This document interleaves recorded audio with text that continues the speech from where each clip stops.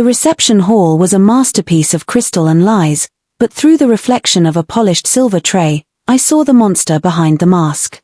My father-in-law, a man whose reputation was a fortress of iron, didn't know I was watching as he slipped a clear, lethal-looking liquid into my champagne flute. He didn't see the cold, calculated precision with which I reached out and swapped our glasses while he was distracted by a guest. When he stood up to deliver the toast that was meant to end my life, I didn't scream. I didn't ruin my own wedding with a scene. I simply sat back, sipped my water, and watched as he tipped back the poison he had prepared for me.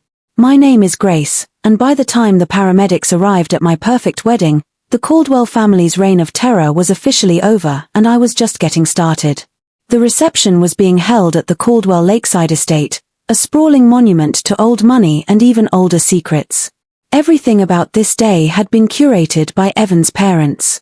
Every white peony, every gold-rimmed plate, every expensive detail was a subtle reminder that I was an outsider being granted temporary entry into a world that didn't want me.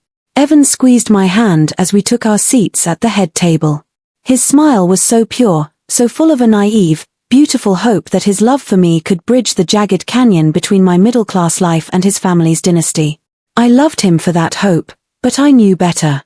I had felt the chill in his mother Diane's hug, a gesture so stiff it felt like she was touching a disease. But it was Richard Caldwell, the patriarch and high-powered attorney, who was the real danger. He was a man of silver hair and sharp edges, a man who believed that any problem could be solved with enough money or enough silence. 6 months ago, he had summoned me to a private lunch. No Evan, no witnesses.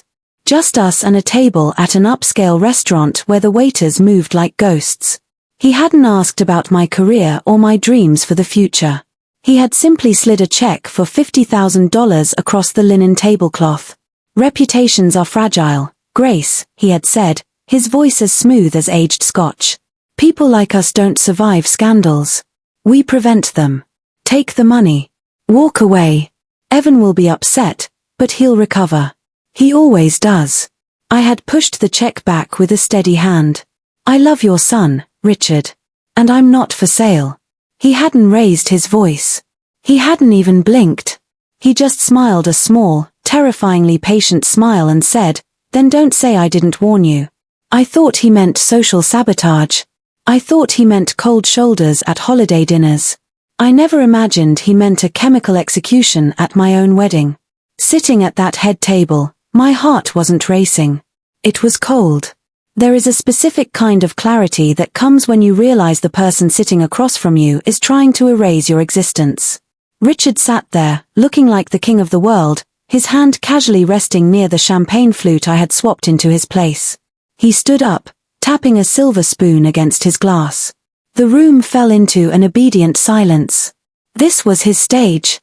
To family, Richard began, his voice booming with a warmth that made my skin crawl. To trust. To knowing that the people closest to you always have your best interests at heart. He looked directly at me, a flicker of confident amusement in his eyes. He thought I was a dead woman walking. He raised the glass, the one he'd spiked with his own hands, and drank deeply. I lifted my water glass and took a slow, deliberate sip. I didn't look away. For the first 30 seconds, he was perfect.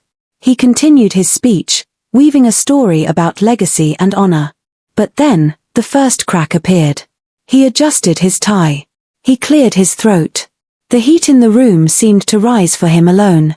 He stumbled on a word. Then another. He gripped the edge of the table, his knuckles turning white. Diane leaned in, her brow furrowed with concern, but he waved her off with a jerky, uncoordinated motion. "Dad?" Evan asked, his surgeon's instincts kicking in as he saw the sweat breaking out on Richard's forehead. "Are you okay?" Richard didn't answer. His breathing was becoming shallow, hitched. The poise that had defined him for 60 years was evaporating in front of 200 guests. He tried to take a step, but his legs gave way. He hit the table, sending crystal shattering across the floor, and collapsed into his chair with a strangled gasp. The room erupted into chaos. Diane was screaming for a doctor. Evan was over the table in a second, checking his father's pulse. But in the middle of the panic, I stayed perfectly still. I wasn't watching the man dying in the chair, I was watching the floor. As Richard fell, his tuxedo jacket had flared open, and a folded piece of heavy, cream-colored stationery had fluttered out of his inner pocket. I stood up, walked around the table, and picked it up before anyone could trample it. I unfolded the paper. It wasn't a speech of celebration. It was a prepared press statement. We are deeply saddened to announce that our new daughter-in-law, Grace, suffered a tragic medical episode due to her long-standing struggle with substance abuse during the reception. The Caldwell family asks for privacy during this difficult time. My blood turned to ice. He hadn't just tried to drug me. He had planned to frame me as an addict, to destroy my reputation so completely that even if I survived, Evan would be forced to leave me to save the family name. Grace. What is that? Evan's voice was hollow. He was looking at the paper in my hand. Read it, Evan, I said, my voice as hard as flint. Read what your father had planned for the tragic ending of our wedding. As Evan scanned the words, I watched his soul harden. He looked at his father, who was now being lifted onto a stretcher by the venue's emergency staff, and then back at the paper. Grace, this can't be real, Diane hissed, trying to snatch the paper from me. He was sick. He had a heart attack. He didn't have a heart attack, Diane, I said, loud enough for the guests nearby to hear. He ingested the psychotropic sedative he tried to put in my glass. I saw him do it. And I switched them. The silence that followed was heavier than the music had ever been. Evan, call the police, I said. Grace, no. Diane pleaded. The scandal, it will destroy everything. Evan looked at his mother, then at me, then at the man being wheeled toward an ambulance. The scandal didn't start with Grace, Mom, he said, his voice breaking with a devastating finality. It started with Dad. And it ends tonight. The police arrived as the last of the guests were being ushered out. The perfect lakeside wedding had been replaced by flashing blue and red lights reflecting off the water. I sat in the back of a patrol car, still in my white lace gown, giving my statement. I told them everything. The lunch 6 months ago. The $50,000 bribe. The reflection in the silver tray. And I gave them the most important piece of evidence of all. The bar has high-definition security cameras, I told the lead detective. Check the footage from 8:42 p.m. You'll see Richard Caldwell reaching for my glass. By 3 a.m., the footage had been seized. It was undeniable. Richard was caught in 4K, his hand hovering over my drink like a snake. When the lab results came back from the hospital, they found a massive dose of a restricted sedative in his system, the kind of drug that causes immediate confusion, respiratory distress, and long-term memory loss. In the weeks that followed, the Caldwell empire didn't just crumble, it imploded. Richard faced charges of attempted poisoning and felony assault. The prepared speech I had found was admitted as evidence of premeditation. Diane tried to pay off the witnesses, but Evan stopped her.